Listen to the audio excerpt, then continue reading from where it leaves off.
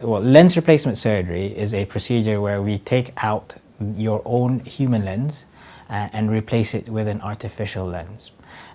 We can use the artificial lens to correct only distance vision or distance, intermediate and near vision, and also correct any astigmatism that you may have.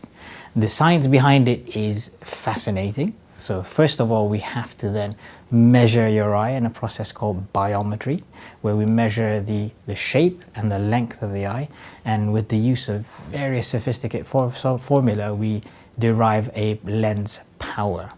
Then depending on your needs, we can use either a standard single vision lens for just distance vision correction, or just near vision correction, or a combination of both. Or we can use what we call a premium lens, where it corrects distance, intermediate and near vision concurrently.